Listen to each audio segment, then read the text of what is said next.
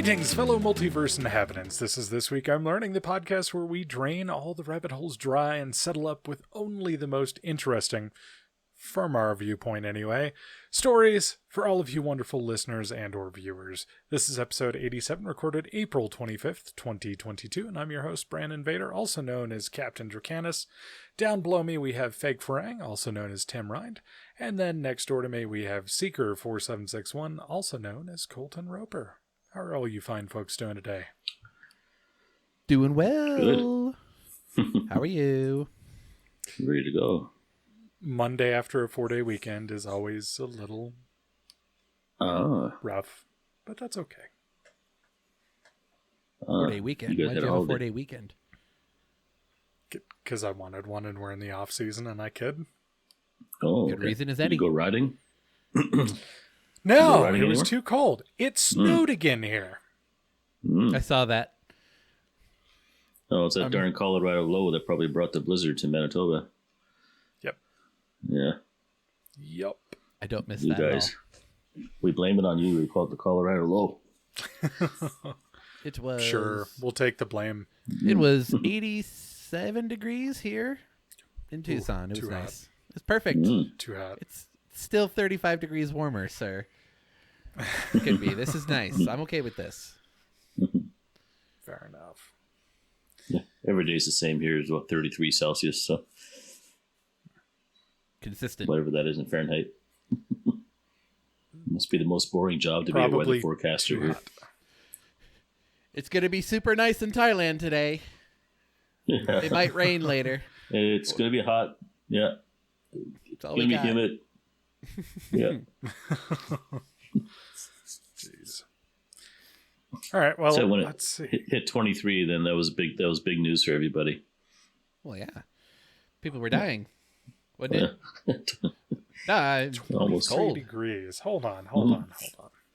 It's like 57. 23 C2F. 73 degrees. Oh, wow.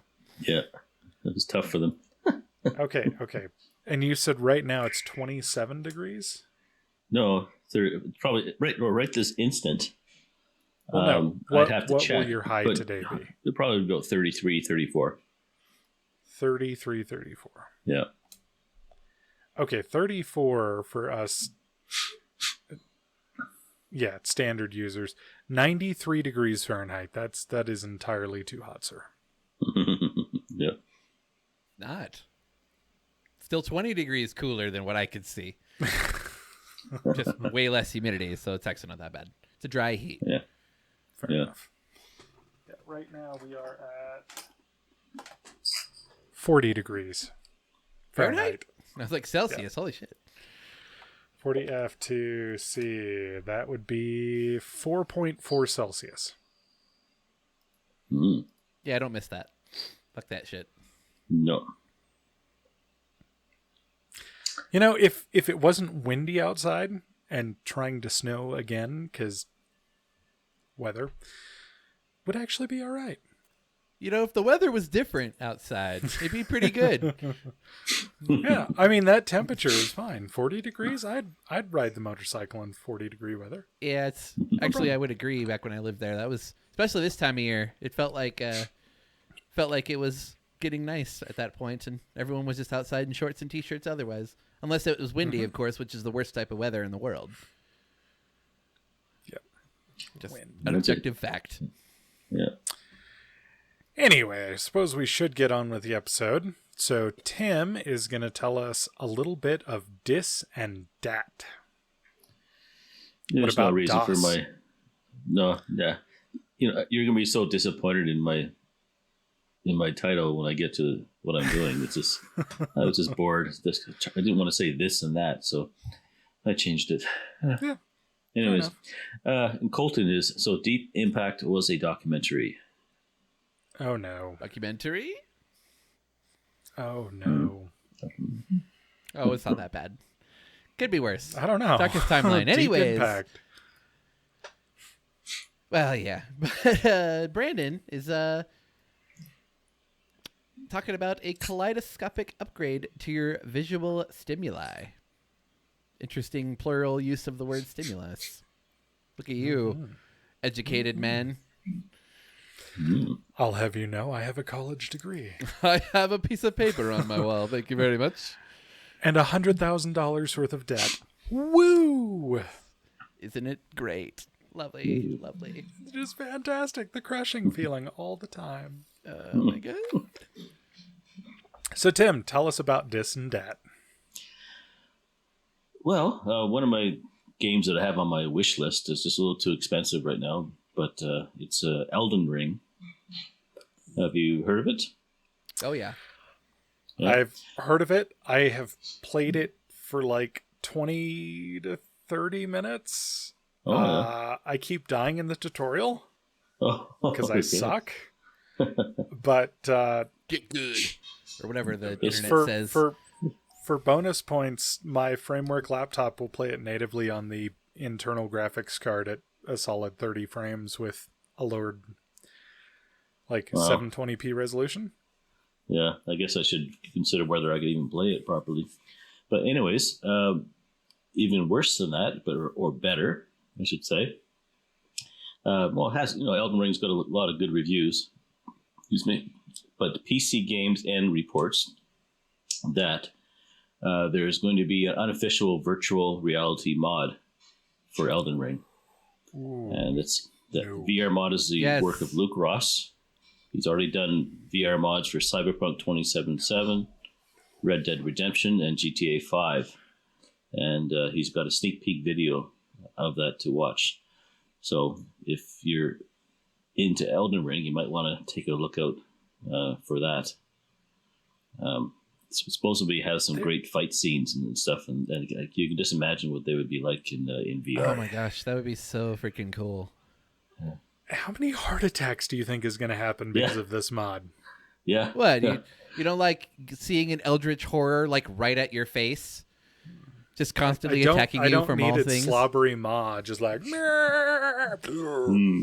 A giant lobster cutting you in half in real time? Like right at 90 hertz with like blood spatter, arterial blood shooting from like chest wounds as you're Sounds looking like a down, wonderful going, gaming "Oh my experience." God."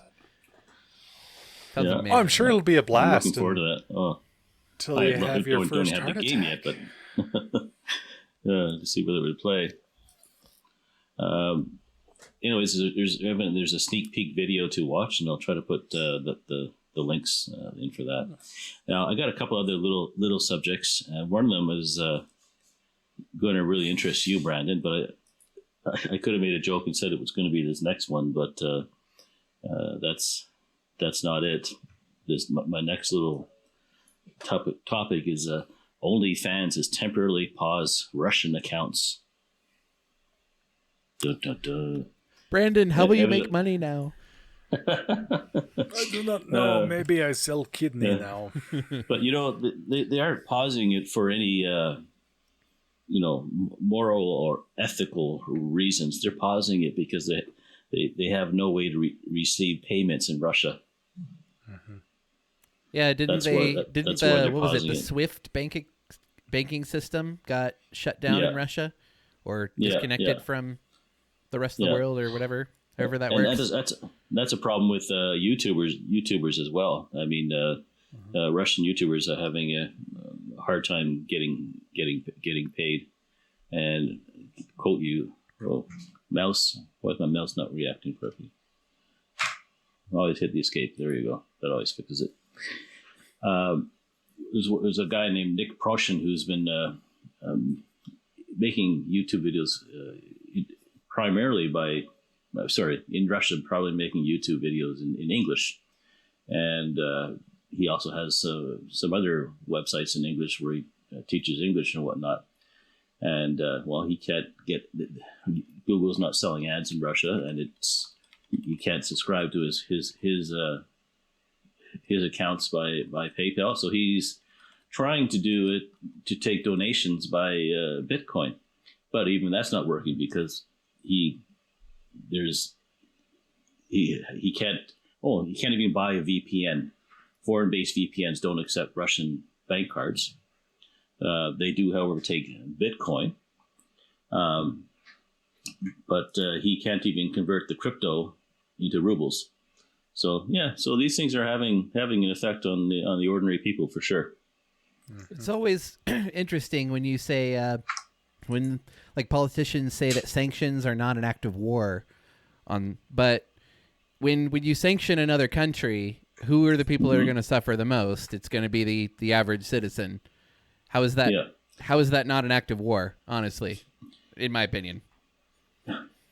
Yeah, but the average citizen is the one who should be controlling their own government, right? Not another country controlling your government, so they can decide whether it's worth it. I don't know. I mean, I still believe in the sanctions. I think they could, if they can get rid of the oil money that's going into Russia, that will have the biggest effect. Hopefully, save lives without making it worse. I don't know. It's with a world economy that we had, global economy that we have now. I don't know. I mean, the fact that Germany is like highly reliant upon Russian energy, it's a very big issue. That, I mean, I'm sure Russian and Putin and all them they considered all this, and that's why they thought when they went into Ukraine that there wouldn't be as big a response as there was. So I don't know. I mean, I guess it's better than an outright attack or an outright war, but people are more important than anything, in my opinion. So providing another country weapons to kill your citizens, to kill citizens too. You know, I mean, that's it's semantics. Yeah, we are at war in some ways. The only thing is we're having Ukrainians fight the war for us. All we're doing is supplying them the weapons.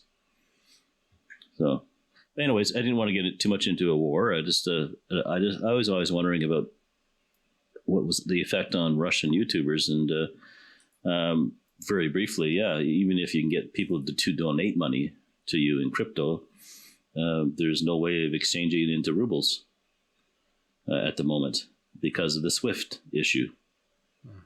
So it's really affecting everybody. But I'll move on to my other this and that. And this one was news to me, probably not news to you, Brandon.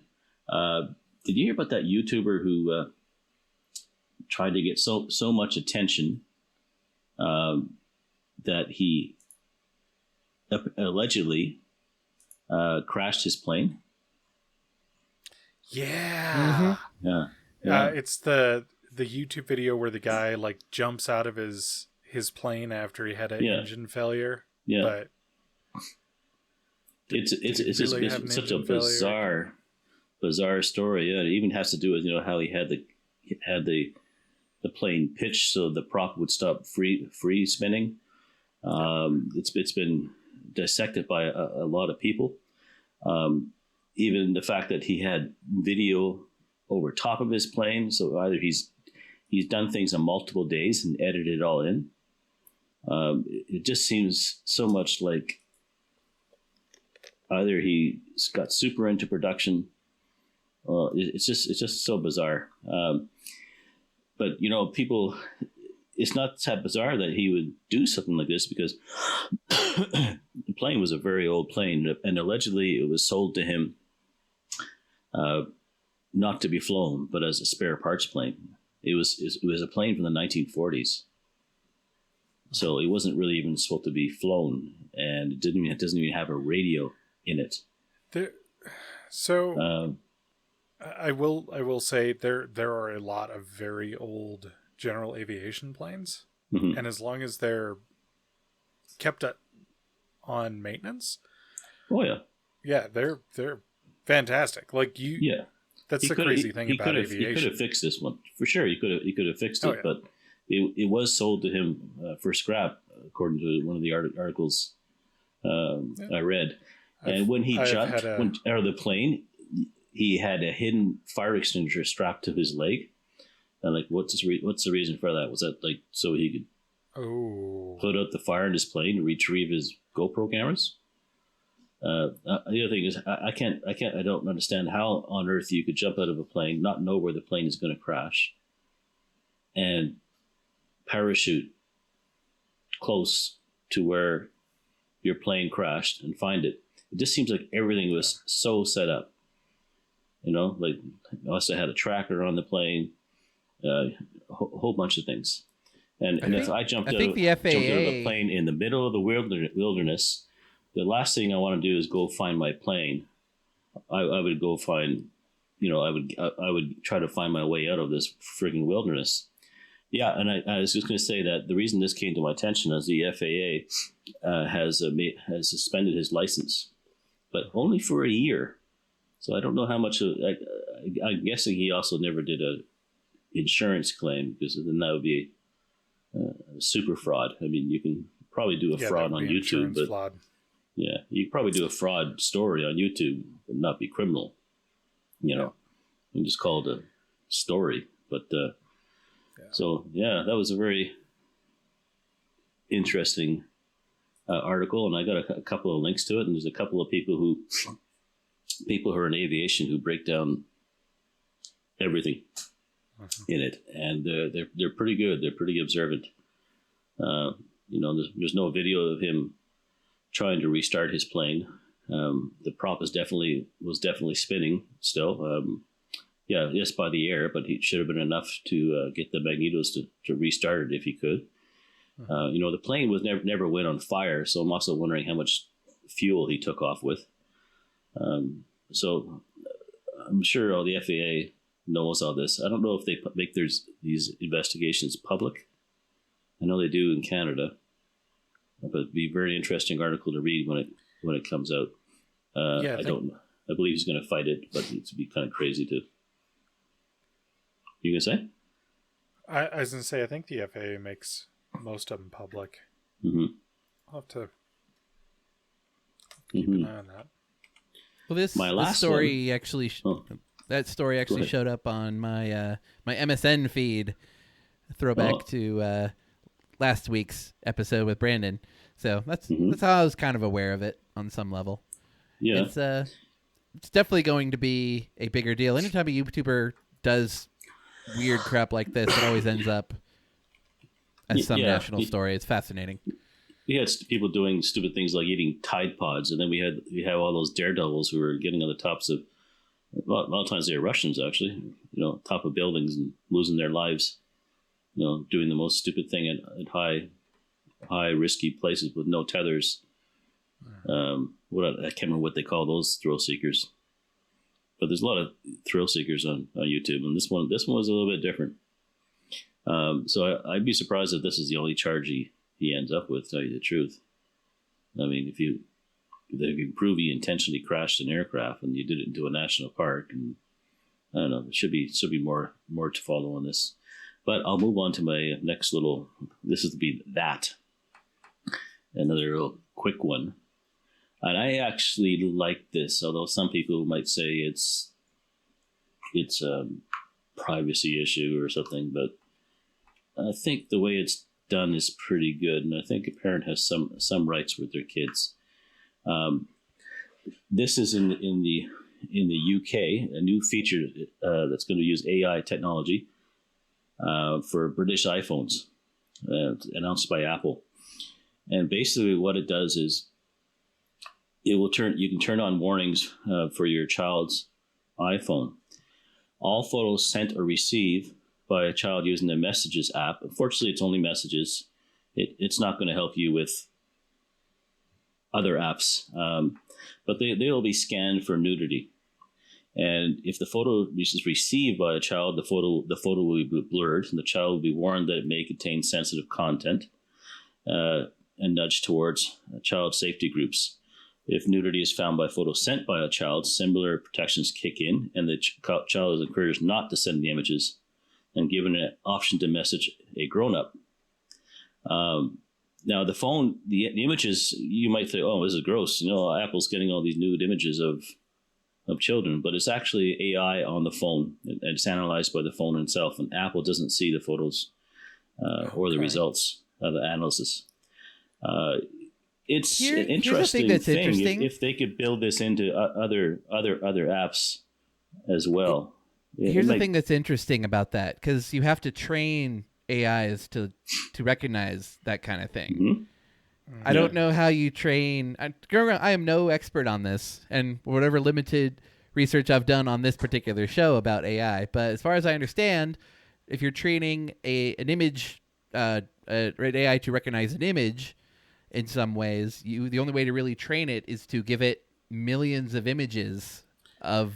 Now, I'm sure there's other ways to do it, but it's just interesting on some level where that's coming from. Not that Apple's. I mean, it's a good service, I suppose. I think nudity in general would be easier to detect because you wouldn't have to train it specifically on like. I guess it's not about child nudity. Yes. I guess it could be any. I mean, the internet. Yeah, so they just feed the internet into it. I guess that's fine. Yeah, but there's certainly only certain, what can I say, geometric shapes, right, of our nudity that to be concerned, right? It wouldn't be concerned about the picture of your belly button necessarily, but it would be concerned about what defines nude. Different cultures define nudity in a completely different way. Yeah, but they're talking about the UK. Yeah. And so it's going to be tuned for the UK. And it's not stopping everything completely. I mean, it stops it, but then unfortunately, the person can still send it. That's the only thing. But I guess they have to decide how far to go on this. Well, and I think it would be better to have false positives rather than false negatives. Mm-hmm. So, like, to Seeker's point, like, somebody's belly button may,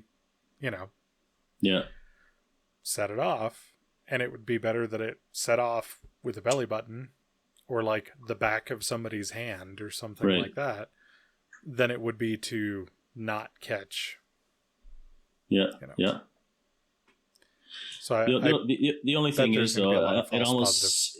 In a way it seems like, is it really going to help? Because I don't know what they're trying to solve here. I mean, messages analyze image attachments and determine if a photo contains nudity while maintaining the end-to-end encryption of the messages, the company said in a statement. The feature is designed so that no indication of the detection of nudity ever leaves the device. Apple does not get access to the messages, and no notifications are sent to the parent or anyone else. So if that child still wants to send that photo, he's still going to send that photo. Yeah, but it gives them pause. Mm-hmm. I remember, I can't remember if it was reading or watching, but I do remember at some point hearing that most like child sexual abuse incidents happen, from someone within the family, like a uncle or cousin or something like that. And that, it may not seem wrong to the kid at the time because it's, uncle or aunt or whatever asking for a picture of them. Oh, take a picture in your bathing suit or, whatever.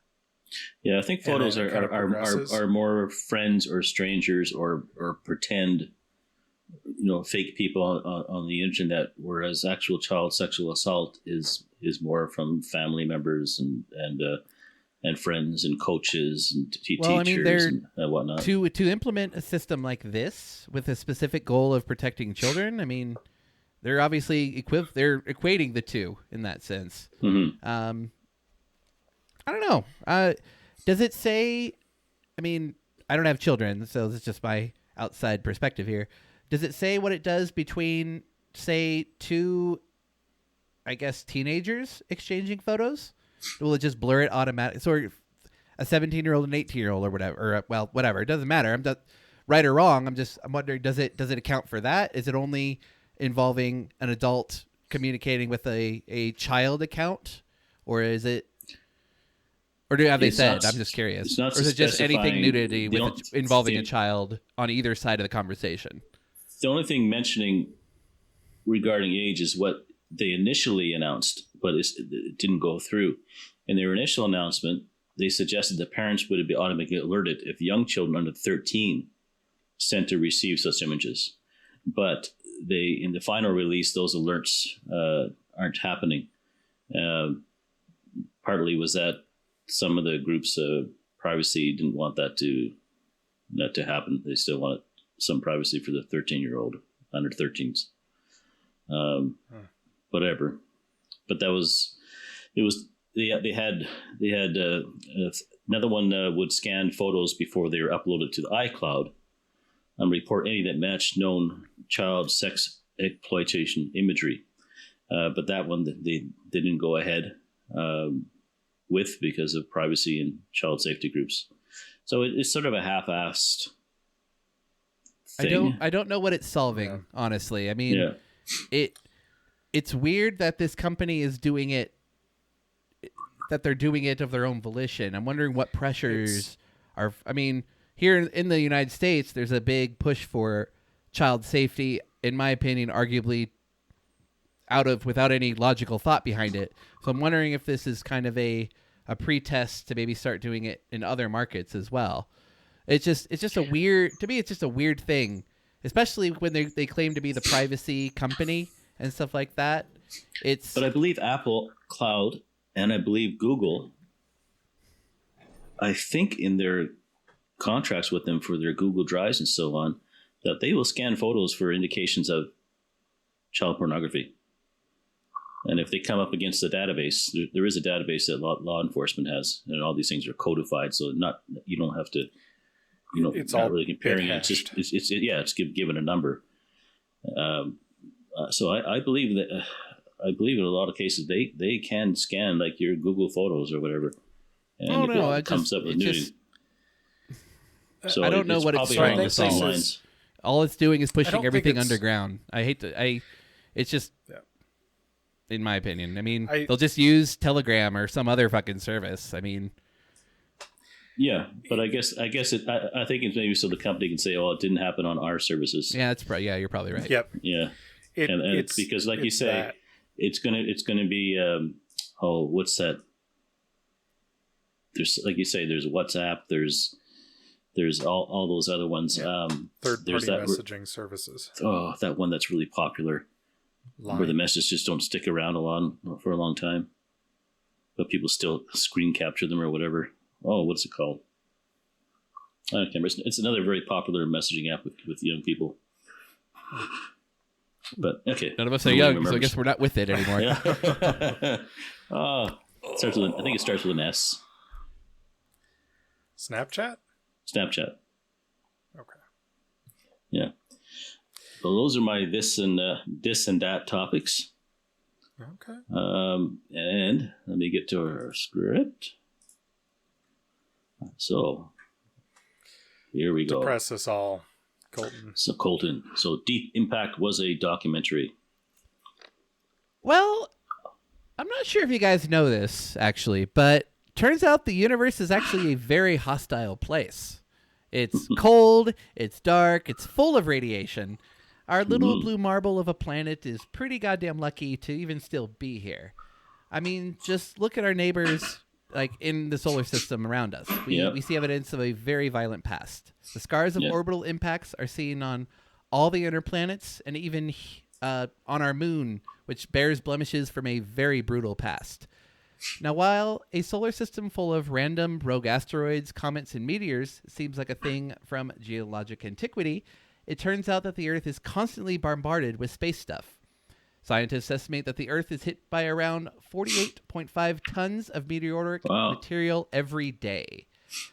So while most of that material actually burns up in our atmosphere, on average, about 17 of the buggers actually make it to the Earth itself. And most of those are pretty small. And I mean, even the necklace that I'm wearing here is a meteorite that fell in Russia in the early 1900s. So they're pretty small. I mean, I could wear it around my neck. But there are bigger ones out there, of course, and bigger ones that are actually predicted to hit the Earth as well. So this is actually one of the main jobs of NASA and other space agencies around the world, to find, catalog, and predict if, when, and where a meteor, asteroid, or dino killer will come close to Earth and potentially hit it. So far, astrophysicists have discovered more than 750,000 asteroids and around 27,000 are considered near-Earth asteroids or potentially dangerous asteroids. Those are the ones we know about. So far, exactly. Many we don't. Yeah.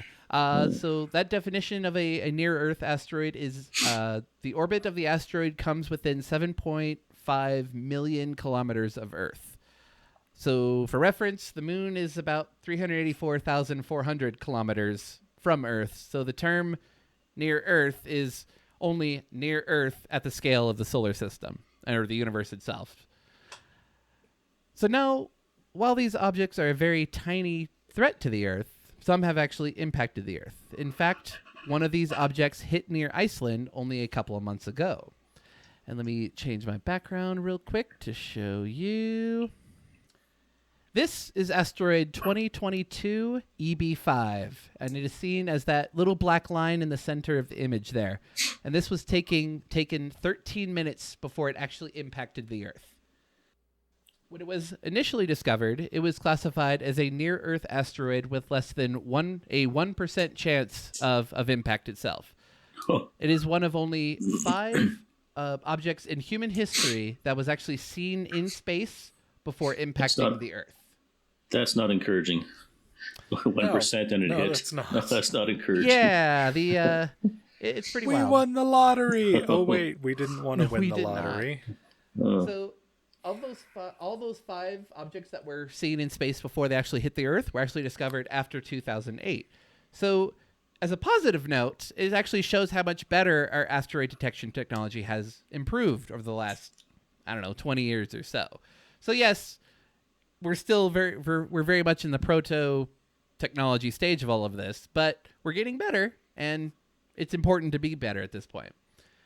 So while there is no video evidence of the impact, seismographs in Greenland and Iceland recorded the impact as a 4.0 on the Richter scale. So, or at least the equivalent of a 4.0, the amount of energy released in a 4.0 earthquake. I actually found a pretty good article of a sequence of events detailing how this object went from being improbable to impact to a 100% chance of impact within a matter of hours. So I think it was like that morning, they're like, oh, here's this object. Oh, it's coming. Oh, okay, it might hit. Then all of a sudden everyone started doing their little data stuff, pointed their telescopes to it, and decided, oh, it's actually a little higher chance. Oh, now we know it's going to hit. Now we know it's going to hit the northern hemisphere, and so on and so forth. So now if that freaks you out a little bit, since there wasn't that much time to prepare, just remember that this was a pretty small asteroid, at least by asteroid standards. Mm-hmm. It was only about the size of an American football field, and most of it burned up in the atmosphere. The fact that it was seen at all is actually quite impressive, considering that we've only gotten serious about detection in the last 20 years or so. It was the size of a football field? Really? You said it was small? And it's the size of a football field. That is considered small. I thought that was still a serious size with the energy. If it's big enough to hit the Earth, it's considered "quote unquote" serious. Anything generally, if the object is smaller than a football field, it will burn up in the Earth's atmosphere, depending on its composition, and most of the time So that's anything smaller than that is considered small because it most likely will be burned up to nothing or to an insignificant pebble. So yeah, it seems big, but I mean the one that hit the dinosaurs was like multiple kilometers in size. So we're okay. We're okay at this sense. Advances in tech are making it easier to find these objects and predict their paths, and there is a very large international community whose entire goal is to catalog every object that's out there. At current discovery rates, astrophysicists say that we will have found 90% of all objects 1 kilometer or less within 30 years or so. So hopefully we don't get hit at this point. I mean, and God forbid we find a huge asteroid capable of major destruction on a path with our planet, because, yeah, it doesn't do us a whole lot of good if we find something coming and we're like, well, we're dead in a month, so I guess enjoy your debauchery at this point. It actually turns out that NASA and other agencies have actually been putting real energy and money and work into finding ways to divert or destroy a potential asteroid like that. And I will be talking about those in a future presentation.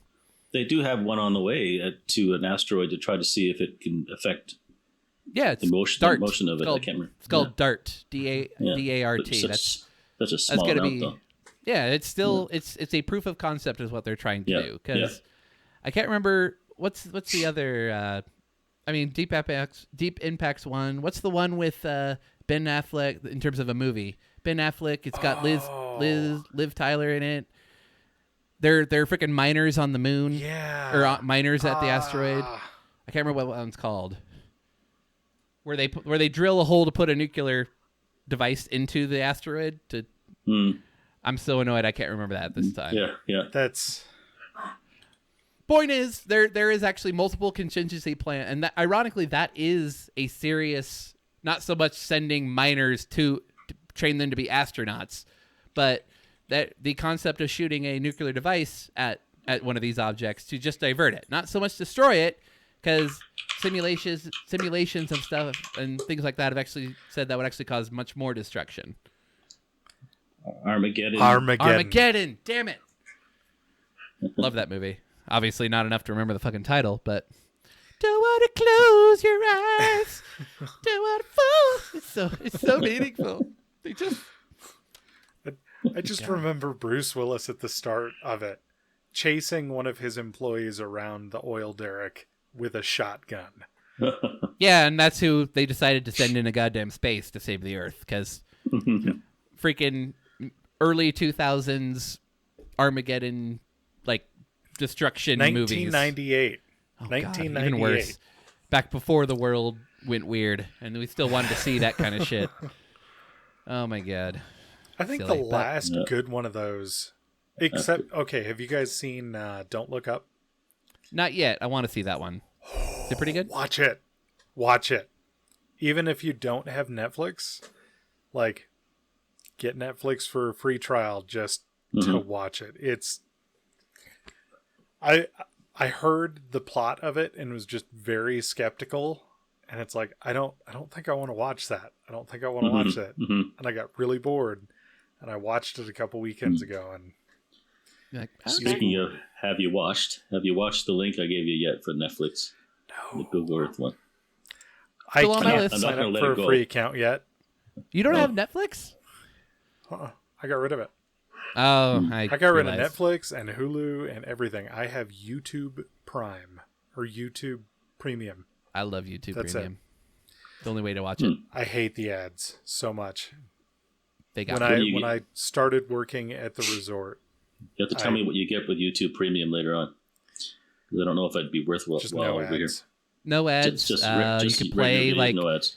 You can play like music videos and stuff, even if the app isn't open. Stuff like that. There's some benefits. They randomly have TV random sales. Nope.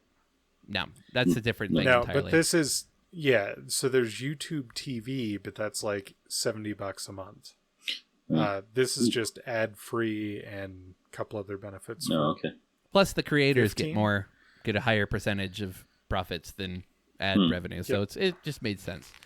So that's kind of what I learned about. It's just fascinating the fact that some of the science fiction tech from the 80s, 70s, 60s, and stuff like that, and 90s in this case, is just coming to real, because we're as a species. If we want to expand, in my opinion, if we want to expand to other planets or outside the solar system, we have to start thinking in terms of generations and eons instead of quarters as we are right now.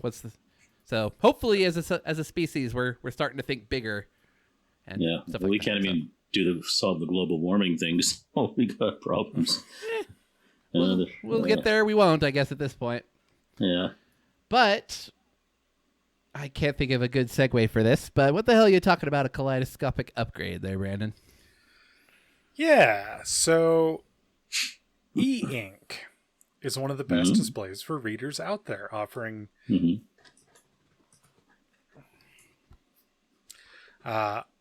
incredible power efficiency and outdoor readability. It's why, despite owning the Fold 3, an iPad Pro 11, and my laptop, I still reach for my second generation Kindle Oasis when I go to actually read something. Yeah. Windward Fringe. Yeah. Oh yeah. Rereading it to I love that to series. freshen everything up before he so much brings the new one out. It's such a good series. Anyway, so there's two major complaints about e-ink technology, though. One, the current crop of consumer devices, aside from one or two special cases, is entirely grayscale and incapable of displaying color content. Those special cases are half pixel density of the grayscale counterparts. So rather than being 300 dpi for your pixel density, because of the way the current generation e-ink color does it, is it actually halves that, and you only end up getting 150 pixel density across the device instead. So everything kind of gets a little blurrier.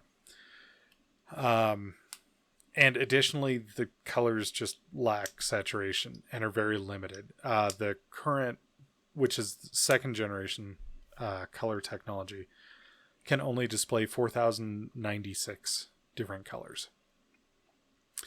The other problem is screen refresh rates. Current models are measured in seconds or large fractions of seconds. Well, I can't find the true number anywhere. The page turn on my Kindle Oasis seems to take about a tenth of a second. So that'd be 100 milliseconds. You're not going to be watching video on that kind of refresh rate. Cinematic movies require 24 frames per second. Most console games deliver 30 frames per second. And the gold standard now for PC gaming is 144 hertz, which is 144 frames per second.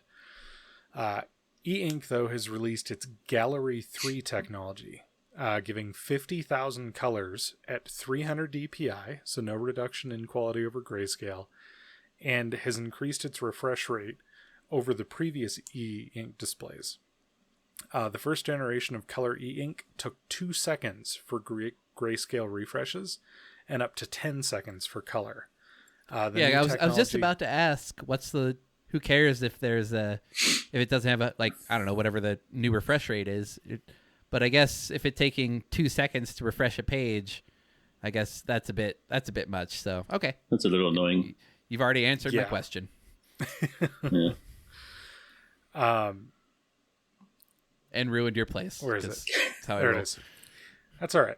So the new technology allows grayscales refreshes at 350 milliseconds. So about a third of a second. Fast color at 500 milliseconds, so half a second. Normal color between 750 and 1,000 milliseconds. And then best color at 1,500 milliseconds.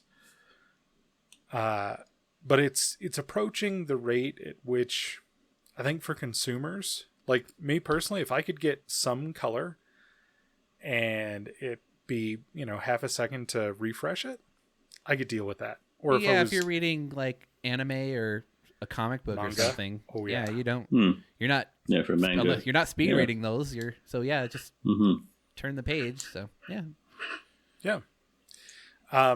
The Gallery 3 technology will also have built-in support for Wacom or EMR pin input, black and white only, currently. And the pin input will actually update every 30 milliseconds.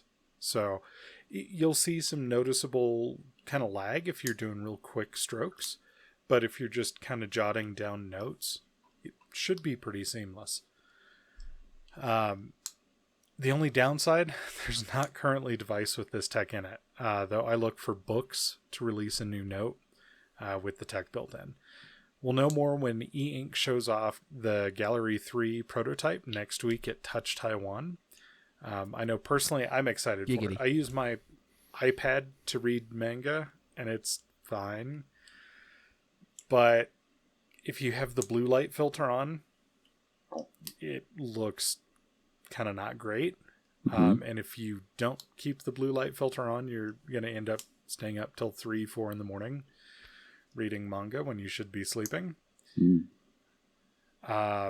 Plus, having a dedicated device for reading, I've noticed, is huge. No one that distractions. doesn't get email and Facebook and Teams and 30 other notifications. Yeah, especially after Cody's presentation a couple weeks back, I'm definitely interested in looking for a specific e-reader, e-device, so e-ink device actually, just because I use the Kindle app all the time on my phone, and as you mentioned, the fact that I'll get a fucking email or any other bullshit on a tiny screen, I'm like, come on, man, it's 21st century. Yeah, I use Kobo for all my reading, and it's sort of a Kindle equivalent, and I don't find I miss paper books that much. I find it so much easier to read.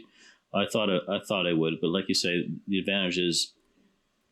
Do you use an actual e-reader, or is this an app? No, like it's an actual e-reader. Specific e-reader. Okay. Yeah, it also has apps for. Oh yeah, but I mean the actual device but I itself actually use is a. Yeah. Okay. I tend to go towards the e-reader as opposed to reading on a laptop or reading on my Android, my Samsung Android, my Tab 6 or anything like that. Well, but I'm interested. I don't want to divert you from your subject, but if you could bring it up now or maybe later. Is there a certain software that you use to read manga? Because a lot of the manga you can get, it's all individual files, and it's very labor intensive if you're clicking on each individual file. So you keep it zipped, and then... Or you can put it in the show notes later if you think for anybody else might be interested as well. And of course, the thing I like about using the Kobo is they have if you use Caliber software, you can load just about anything onto your e-reader with Caliber, and it'll do conversions. Oh yeah, so that is if you have manuals, instruction manuals or whatever, you can put those on in PDF or whatever. It's really handy, and that's a free software called Caliber, Calibre. Oh yeah, there's plenty of software out there. But Caliber is a really good one. Mm-hmm. That's what I use on. I really like it on my shit. At one point, it actually had a feature, and I don't know if it's still available or not, where you could actually pull your Amazon Kindle books off of your Kindle and remove the DRM from them. Because that's one thing I really hate about buying books from Kindle, is that you have to if use Kindle goes away, shit. I don't get to keep those books. Yeah. And Chunky is the app that I use on iPad. Chunky, okay. Chunky. Oh, it has to be Chunky. Okay. Maybe they have. That's on the iPad. There's an Android version of that, I think. There is. There's actually a better one on Android. Oh, okay. I'll get that after them. Okay. Yeah, I mean, well, all I had after that was, since I've decided the Steam Deck isn't in my near future, or at least not this year, maybe a Gallery 3 equipped books note device would be if they make one. Because I really enjoy manga. It's fun to read. You realize with your storage that you have now, you could probably store all the books in the world. Yeah, so side note for listeners, watchers, yeah, I got some equipment from sources. Yep.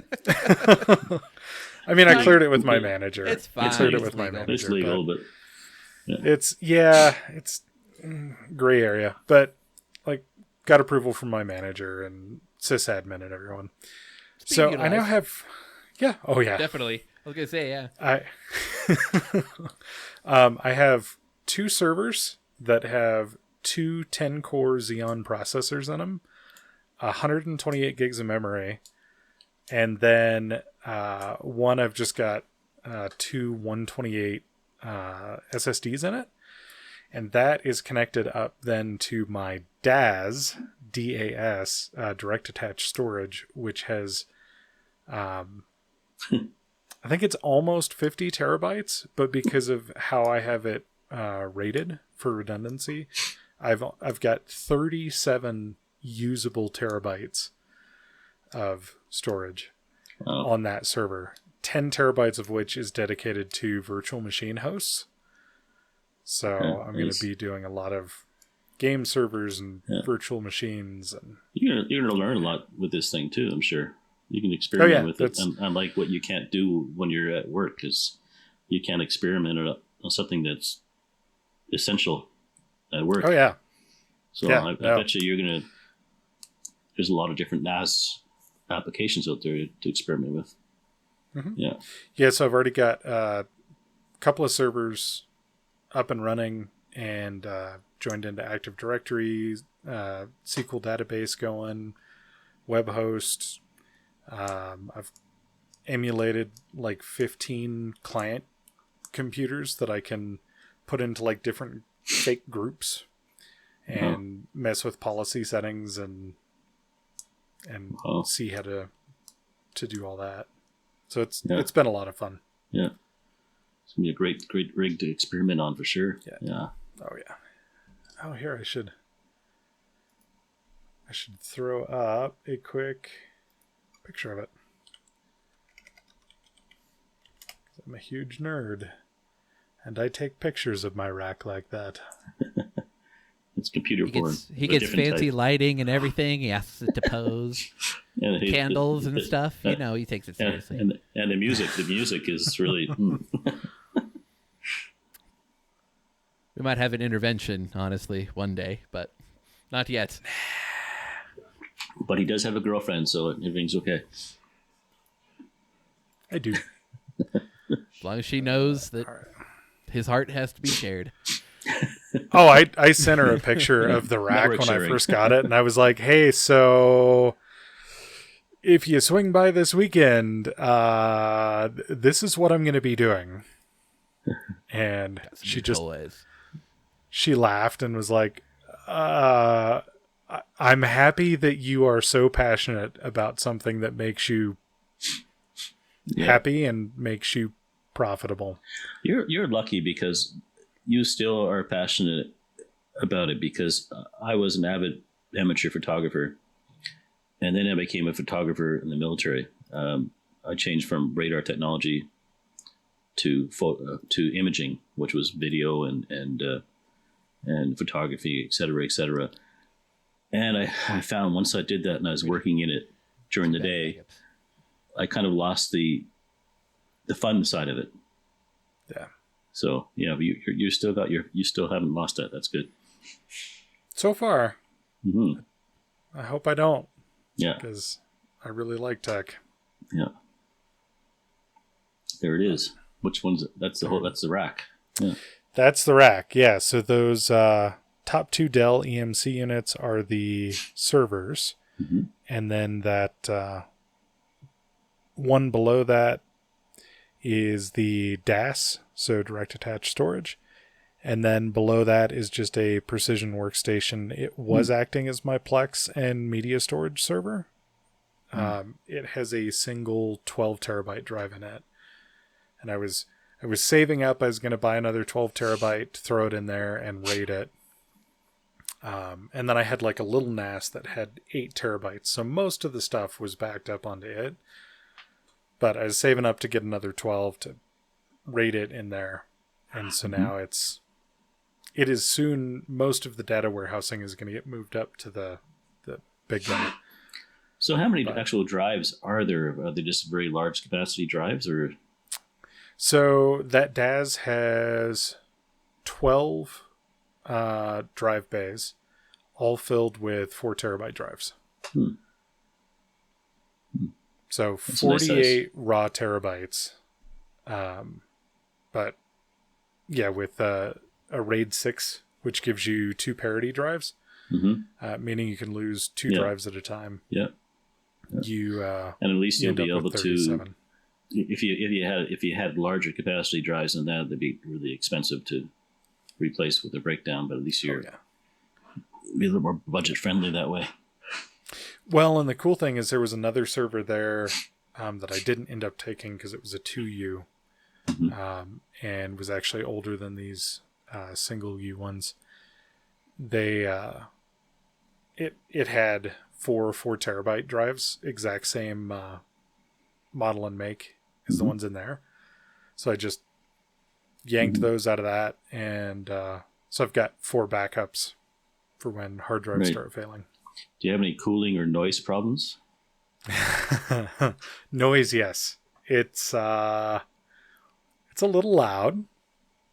You can stand outside my door, like outside, and stand next to my front door, and if you get within about an inch and there's no street traffic, you can hear just the Yeah, the white noise of it. oh yeah. I had that is the one thing, but is that's because not in it's your white bedroom or noise. anything. No. But so if you see, yeah, I don't want to give too much personal information. There. Sorry. That's fine. Okay. Right there, that's He doesn't the sleep edge with of it my anymore. couch. No. That was the first No. couple nights. It's okay. Yeah, Mm-hmm. yeah. Needed to have his own room. But yeah, so that's in my living room, and it sits. So the couch is right up against it, and that's my seat.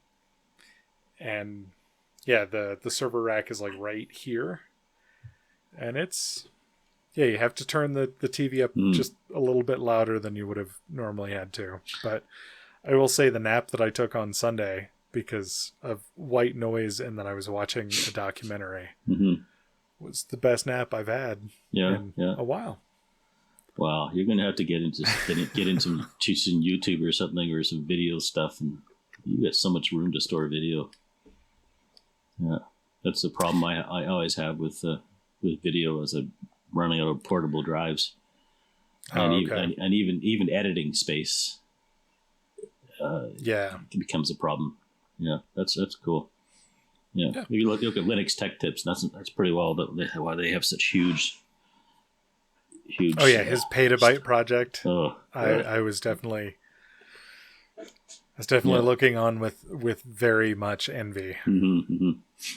But I guess for a lot of things, unless you're doing video, there's really you got to be collecting or for that much storage. I mean, wow.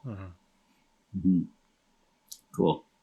Yep. That could have been another topic for you. Animation. Yeah. Animation or CAD, something. Yeah. Yeah. All right. Well, I think if I can get back to our internal script, there we are. Oh, sorry. took you down a rabbit hole.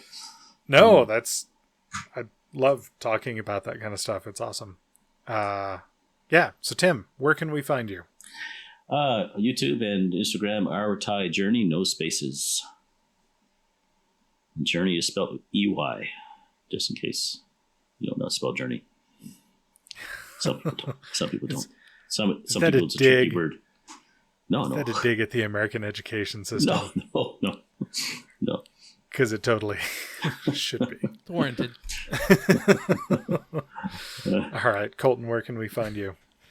The name's Colton Roper. You can find me on all the socials as Seeker4761. Also stream pretty consistently at the twitch.tv/Seeker4761. Started a new series with my co-host here, Brandon, Way Out Wednesdays, where we play games that are way out there, whether it's No Man's Sky or War Thunder or some sort of flying sci-fi based shit. We'll figure. We have a whole list of games. Don't you worry, we'll find shit. I'm also a contributor to the techpirate.net. And you know who else is a contributor to the techpirate.net? Brandon, what about you? Yeah, well, as you said, I am a contributor to the techpirate.net. Most recent article up there exploring the thermals of Framework laptop. I was going to have the review up, but our website hosting company, I could totally rant. Maybe there'll be an article on that. About who knows? I don't know. Maybe a tweet. I don't know how I feel about an angry that. tweet Maybe about a tweet. Maybe an angry tweet. Yeah, 5 days. That was stupid. Unbelievable. So, they were with down zero for 5 warning. days. Oh. Yep. Yeah, email and website. Thankfully, all of the email was cached, so it did get delivered. Eventually got to where it needed to go. Yep. Today, after I fixed the issue. I shouldn't have had to fix the issue. But you can find me at thetechpirate.net. You can also find me on YouTube as thetechpirate.net, I believe. Or Brandon Vader. I do have a couple of motorcycle videos up there, and I'm hoping to do more this summer. And twitch.tv/captain_Dracanis is where you can find me. Way Out Wednesday coming up. It sounds like it's just going to be me, but we're going to make it way out. Hell yeah. I say we, and I've just literally said that. I'll be there in spirit. You will. Right here, buddy. And I think that's enough of that. So, thanks for joining us on this episode of This Week I'm Learning. You can find us wherever you listen to your podcasts, as well as on YouTube at This Week I'm Learning. For your social media peeps out there, you can find us on Twitter at THIS12. If you'd like to contact us, you can, of course, send an email to twil@thetechpirate.net. We will see you all next week. Bye. Bye. Thanks for watching.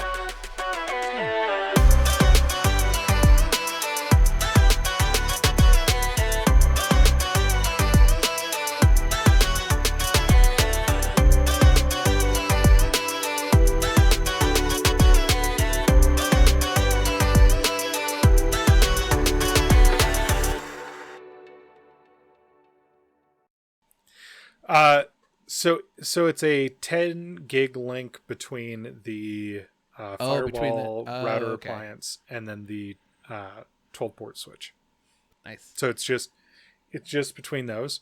There are actually 2 more ports on there, and I have thought about these 2 servers up here have 10 gig Ethernet cards installed in them. So I really want to get SFPs. They're not and then that they're pretty expensive. And do you have some smart UPSs there as well? I do. Yep. 2 of them. You can see them down there. Yeah. So they'll do a shutdown if it when they start to get low. Yep. Wow. Yep. So I've got it on one on Ryza because they each only have USB connection. So I have one connected up to Ryza and then one connected up to the current VM host. So wait, is that power what you goes called away? Your new server, Ryza, or is that the old one? I can't remember. So the old one's Ryza. Oh, okay. So you haven't named the new one yet? No, it does have a name. Securus. Ooh, I like it.